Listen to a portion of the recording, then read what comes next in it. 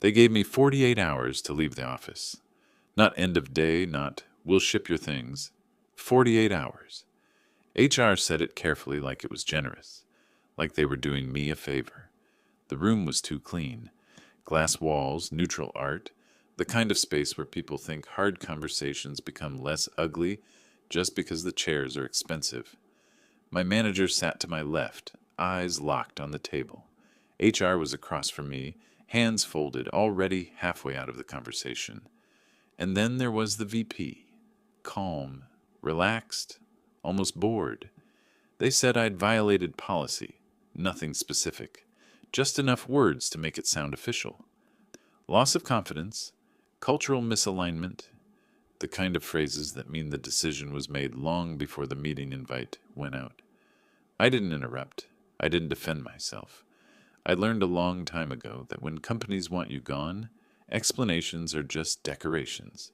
They don't change the outcome. When HR slid the document across the table, I noticed something small, the timestamp. The paperwork had been prepared 2 days earlier, before the incident they were referencing had even happened. That was my first confirmation that this wasn't reactive. It was planned. "Do you have any questions?" HR asked. I had a lot. I asked none of the emotional ones. "Am I still allowed to access my email during the transition?" I said. The VP smiled, barely. "Yes, you're still an employee for 48 hours.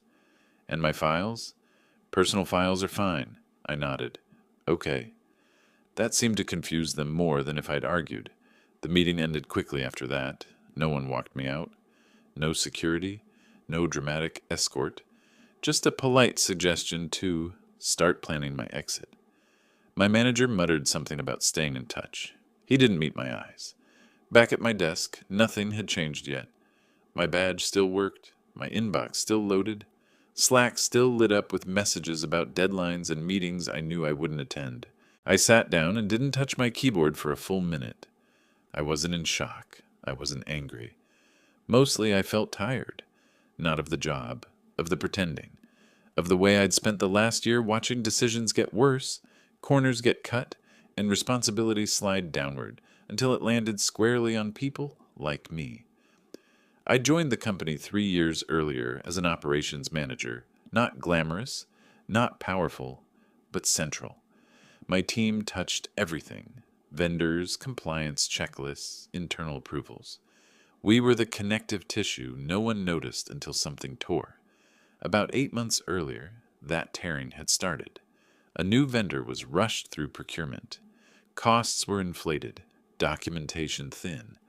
When I flagged it, I was told to be flexible. When I pushed again, I was reminded that the VP personally sponsored the relationship. That word, sponsored, was doing a lot of work. I didn't escalate. Not yet. I documented screenshots, versions, meeting notes saved to personal folders, timestamped automatically by the system. I learned which approvals were verbal only, which requests mysteriously skipped review, which numbers changed between drafts. None of it was dramatic in isolation. That's how this stuff survives. By the time HR told me I had 48 hours, I already knew why. 2 weeks earlier, I'd refused to sign off on a compliance attestation that wasn't true. I didn't accuse anyone. I just wrote, very plainly, that I couldn't confirm accuracy without additional documentation. The VP had called me that night. Friendly voice, casual warning. "You're being difficult over something small." I told him I couldn't sign my name to something I didn't believe. He sighed. "Don't make this harder than it needs to be." Now I was packing. I emailed myself exactly what they allowed. Personal notes, resumes, innocuous documents. Nothing that violated policy. Nothing that raised alarms. I stayed well within the rules they assumed protected them. Around me, the office hummed like nothing had happened. People laughed in conference rooms. Someone reheated fish in the kitchen. My team kept working, unaware that by the end of the week I'd be gone. That was the hardest part. Not losing the job. Leaving them behind in a system that rewarded silence. At 4:17 p.m., my calendar updated. A new meeting had appeared for the next morning. mandatory. HR and legal. I closed my laptop and leaned back. They thought this was cleanup. They had no idea it was timing. The meeting with HR and legal happened at 9:05 a.m. sharp. Same room, same glass walls, different energy. This time, legal was there. A woman in her 40s with a leather notebook and a voice trained to sound neutral no matter what she was saying. HR smiled too much. The VP didn't come. That absence was intentional. They started by reminding me of confidentiality obligations. Then they talked about cooperation. Then they slid a different document across the table, a separation agreement. Severance attached, not generous, just enough to make someone quiet. "We want this to be smooth," HR said. "No surprises." I almost laughed at that word. Legal explained that my system access would be reduced gradually. Email would remain, but certain internal tools would be restricted. Vendor dashboards, audit folders, approval histories. She framed it as standard process. It wasn't. Those were the exact systems my team used to track discrepancies. The exact places where version histories lived. The exact tools that told stories no one wanted told. I nodded anyway. "I understand," I said. "I'll need time to review." "You have 48 hours, legal replied. When I walked back to my desk, Slack was already different. Channels missing, permissions gone, a quiet digital closing in. Someone from IT messaged me asking me to return my laptop before end of day tomorrow. Not policy. Pressure. That's when the irritation hit. Not panic, not fear. Something colder. They weren't just firing me. They were trying to rewrite the last year as if I'd never existed. My manager finally stopped by around noon. He stood too close, hands in pockets, voice low. "They're saying you didn't play ball," he said, "that you slowed things down." "Did you correct them?" I asked. He hesitated. That was my answer. "I tried," he said, which meant he hadn't. When he left, I pulled up my personal notebook. Not the physical one. The mental one I'd been building for months. Every moment that felt wrong but explainable. Every time someone told me to handle it quietly. Every approval that skipped a step. I remembered the vendor onboarding call where the rep slipped and mentioned a percentage I'd never seen in the contract. The late-night Slack message telling me to just upload the final version even though the numbers didn't match. The calendar invites that disappeared after meetings where people said too much. I remembered saving everything because something about it made my stomach tighten. At 2:30 p.m., legal emailed me again, a reminder. "Please don't forward company materials. Please don't discuss internal matters. Please don't contact vendors." "That last one wasn't accidental," I replied politely. Confirmed receipt. Asked if there was anything else they needed from me. Silence. Around me, people were starting to notice. Someone asked why my name was removed from a project doc. Another asked if I was transitioning roles. No one asked if I was okay. That night, at home, I opened my laptop and didn't look at company systems at all. I reviewed what I already had. Metadata, timestamps, cross-references. I laid it out like a map. Not a takedown, a timeline.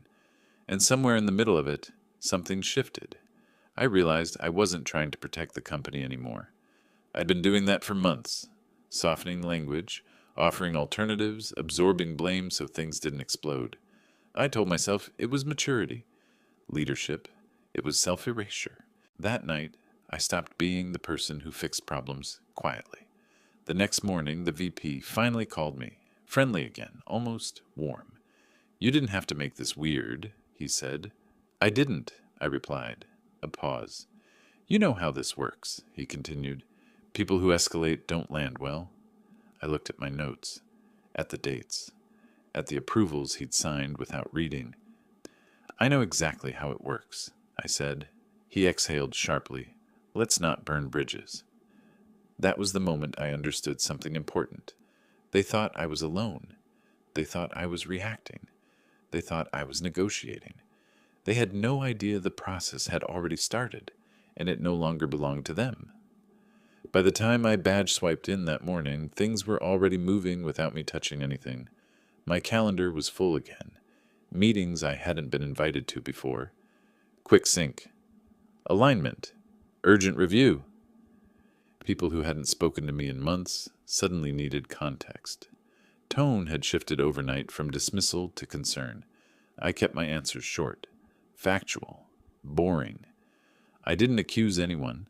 I didn't explain motives. I just described processes and pointed to timestamps.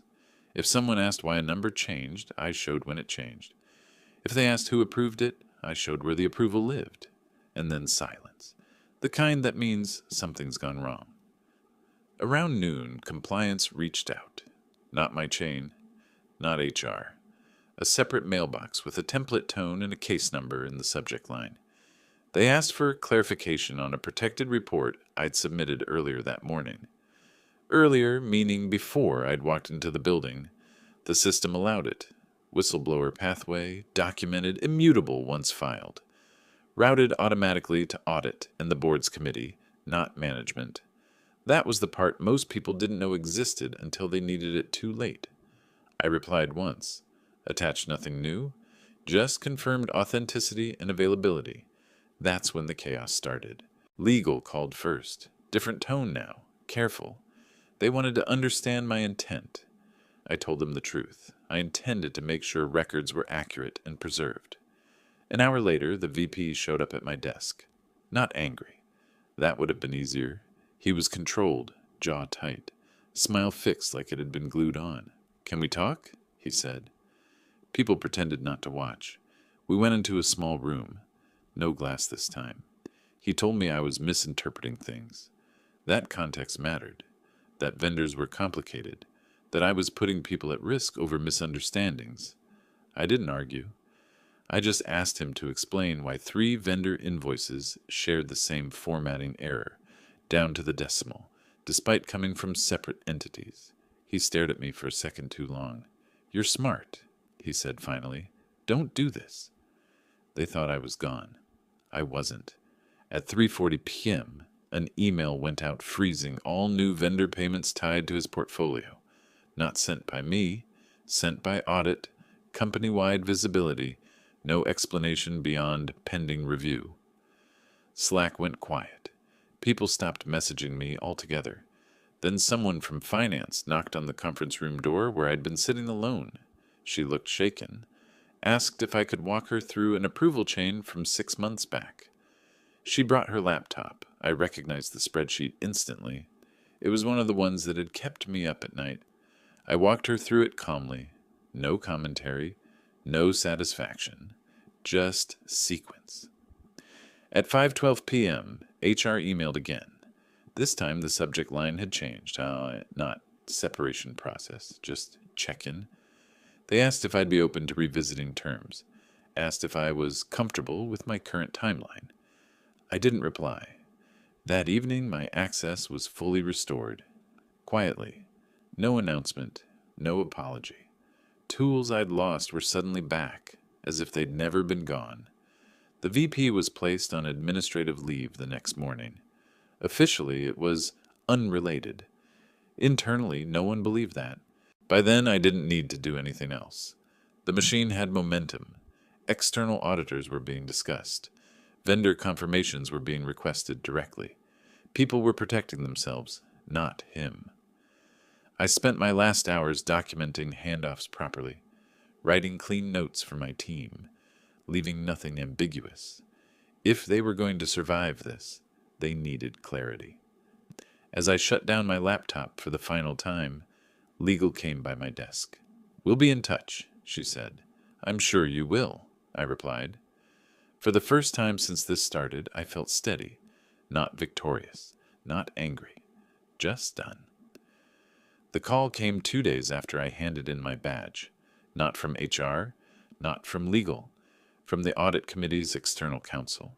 He introduced himself, confirmed my availability, and asked if I was comfortable walking through my documentation in sequence. Not opinions, not interpretations. Sequence. I said yes. The conversation lasted 43 minutes. He didn't interrupt. He didn't challenge tone. He asked clarifying questions only when dates overlapped, When we finished, he thanked me and said something I hadn't expected. "You did this correctly." That was it. No praise, no drama. Just acknowledgement that the path I'd chosen was the right one.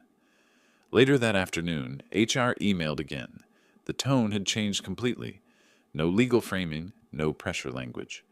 They proposed revised separation terms, full severance, neutral reference clause, non-disparagement on both sides, immediate payout.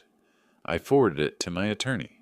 He replied 10 minutes later with one word: accept. By the end of the week, the VP was officially removed. Not on leave, removed. His projects reassigned. His name scrubbed from internal documentation as if he'd never owned them in the first place. Vendors associated with him were suspended pending investigation. 2 contracts were terminated outright. No announcement went out explaining why. They never do. What did circulate were quiet updates, process changes, new approval layers, mandatory audits that suddenly mattered, people speaking more carefully in meetings, people listening when someone said, "I'm not comfortable signing this." My team reached out one by one, not to celebrate, to check in, to say thank you in ways that sounded like relief more than gratitude. I told them the truth, that they didn't owe me anything, that they just needed to protect themselves better than I had tried to protect the system. On my last official day, I walked through the office once more. Same glass walls, same neutral art. It looked smaller than it had a week earlier. I didn't feel triumphant. I felt light.